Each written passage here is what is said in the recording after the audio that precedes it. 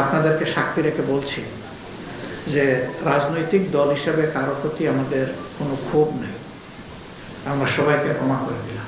এই স্টিগমাটা সর্বশেষ আমাদেরকে কেন দেওয়া হয়েছিল?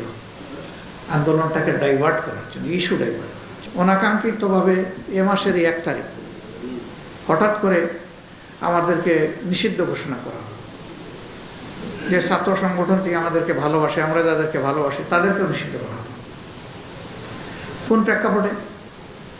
যখন অধিকারের দাবিতে সারা জাতি ঐক্যবদ্ধ। আমি সূচনায় বলেছিলাম 1.5 মাসের শিশু থেকে 90 বছরের বৃদ্ধ বুঝলাম, শিশু 1.5 মাসে কিভাবে এসেছিল? মা তার 1.5 মাসের সন্তানকে তুলে নিয়ে রাস্তায় ছিলেন। আপনাদেরই একজন জিজ্ঞেস করেছেন, সাংবাদিকের বন্ধু, যে আপনি এই ঝুঁকি নিয়ে কচি বাচ্চা নিয়ে এখানে রাস্তায় এসেছেন কেন? এই মা অত্যন্ত স্থির চিত্তে ধীরভাবে তিনি উত্তর দিয়েছেন, বাচ্চা কি আমারই শুধু একটা? আর মায়ের সন্তান নেই? সব মায়ের সন্তানদের বুকে গুলি ছোড়া হচ্ছে, আমি আমার সন্তান নিয়ে এসেছি, সেই গুলি গ্রহণ করতে সেও যেন শরীক হয়ে যায়। দেশের জন্য, জাতির জন্য, মুক্তির জন্য, স্বাধীনতার জন্য, এটা দ্বিতীয় স্বাধীনতা অনেকে বলছে। এই স্বাধীনতার জন্য যারা শহীদ হয়েছে, আমি তাদের কাতারে আমার নাম লেখালে আমি গর্বিত হব। এবারকার এই আন্দোলনটা কোনো দলের ছিল না, শুধু ছাত্রদেরও ছিল না। হ্যাঁ, 15.5 বছরের ধারাবাহিকতা ছিল। রাজনীতিবিদরা ফিনিশিং দেননি, আমাদের তরুণ ছাত্র সমাজের হাতে ফিনিশিংটা হয়েছে। কিন্তু এই আন্দোলন একা তারা করে। ওই 1.5 মাসের শিশু কি ছাত্র নাকি? যে মা এসেছেন তিনি কি ছাত্র? আমরা যারা, আপনারা যারা নেমেছিলেন তারা কি ছাত্র? সারা জাতি তাদের সাথে ছিল।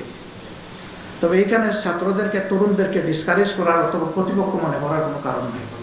সেই বাবাই সঠিক বাবা, যেই বাবা তার সন্তানের উন্নতি তার চেয়ে বেশি চায়। যে আমি সমাজের যে জায়গায় এসেছি আমার সন্তানটা আরো উঁচু জায়গায় চলে যায়। এরা আমাদের সন্তান। সন্তানদেরকে গাইড করা, ভালোবাসা এবং অ্যাসিস্ট করা আমাদের দায়িত্ব। অনুরূপভাবে তারা যদি কোনো দেখি আমরা যে তার পথ হারিয়ে ফেলছে, আমার সন্তানটাকে শক্ত হাতে ধরে পথে তুলে দেওয়া, এটা আমার দায়িত্ব। অতএব এখানে চেক অ্যান্ড ব্যালেন্স রেখে আমরা যদি সমাজটাকে গড়ে তুলি নবীন প্রবীণের সমন্বয়ে, আলহামদুলিল্লাহ দেশ পথ হারাবে না। আজকে আল্লাহ শুকরিয়া আদায় করছি, 26 দিনের মাথায় বা 27 দিনের মাথায় আমাদের উপর যে জুলুম করা হয়েছিল, সর্বশেষ জুলুম আমাদেরকে নিষিদ্ধ করে, সেটা ইতিমধ্যে প্রত্যাহার হয়েছে, আলহামদুলিল্লাহ। এটা এই স্টিগমাটা সর্বশেষ আমাদেরকে কেন দেওয়া হয়েছিল? আন্দোলনটাকে ডাইভার্ট করার জন্য, ইস্যু ডাইভার্ট করার জন্য।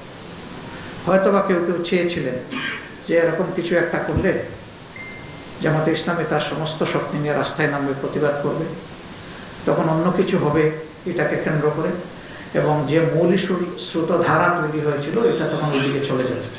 এই ইস্যুটা চাপা পড়ে। আমাদের দেশে কয়েক বছর ধরে আমরা শুনে আসছি যে এক ইস্যুতে আরেক ইস্যু চাপা পড়ে যায়। এটা হয়তো চাপা দেওয়ার মতো একটা জায়গা থেকে এটা হয়ে থাকতে পারে। যারা করেছেন তারা ভালো জানেন।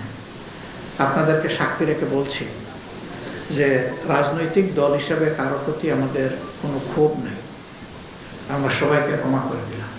কিন্তু যিনি সুনির্দিষ্ট ক্রাইম কমিট করেছেন, যিনি পারপিট্রেটর, তার ওই নির্দিষ্ট ক্রাইমের শাস্তি, সেটা আমার সাথে হোক, আপনার সাথে হোক, যার সাথে হোক, তাকে পেতে হবে। এটা যদি নিশ্চিত না হয় তাইলে সমাজে কোনো সংশোধন হবে না। পারপিট্রেটররা তখন uncontrolled, beyond control, without owning speed control, তারা অন্যরকম হয়ে যাবে, বেপরোয়া হয়ে যাবে। এই জন্য এটা ন্যায্যতার দাবি, ন্যায় বিচারের দাবি, সভ্যতার দাবি, সামাজিকতার দাবি, শান্তির দাবি, এটা হতে হবে।